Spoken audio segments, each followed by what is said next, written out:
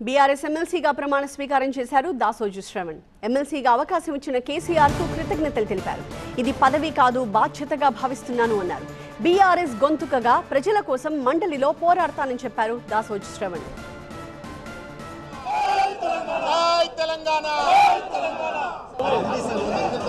ఒక బృహత్తరమైనటువంటి ఒక బాధ్యతగా నేను భావిస్తా ఉన్నాను. సాధికారికంగా పేద ప్రజల గొంతుగా, తెలంగాణ గొంతుకగా, బీఆర్ఎస్ పార్టీ గొంతుకగా శాసన మండలిలో పోరాడుతూనే ప్రజల హక్కుల కోసం ఇవాళ ఒక దుర్మార్గమైనటువంటి ఒక పరిపాలన అందిస్తున్నటువంటి ఒక శక్తులనన్నీ కూడా సాధికారికంగా చట్టసభల్లో ఎదుర్కొనేటువంటి ఒక సాధికారత ఇవాళ కేసీఆర్ గారు కల్పించినారు. మరొక్కసారి నేను వారికి కృతజ్ఞతలు తెలియజేస్తా ఉన్నాను. నేను తెలంగాణ సమాజానికి ఒక విజ్ఞప్తి చేస్తూ ఉన్నాను. నా చివరి శ్వాస వరకు 18 సంవత్సరాలు దాదాపు నేను ఒక పూర్తి సమయ కార్యకర్త వలె నేను ఏమండి ఇప్పటి నుంచి నాకు ఇంటి పనిలో కొంచెం ఎక్కువ హెల్ప్ చేయండి. ఎందుకు? నీకు జాబ్ దొరికిందా? నాకు నేనే బాస్ అవ్వాలనుకుంటున్నా. ఎలా? బాస్ వాలా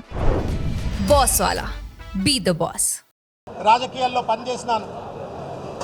నా చివరి శ్వాస వరకు కూడా ఇంకా ద్విగుణీకరించినటువంటి ఒక స్ఫూర్తితో ఇంకా బలంగా ప్రజల గొంతుకగా ప్రజల హక్కులను కాపాడటానికి, తెలంగాణ అస్తిత్వాన్ని కాపాడటానికి, ఆత్మగౌరవం కాపాడడానికి నా శక్తులా కృషి చేస్తానని చెప్పని మీ అందరికీ కూడా మీ అందరి ముందు నేను సవినయంగా మనవి చేసుకుంటా ఉన్నాను.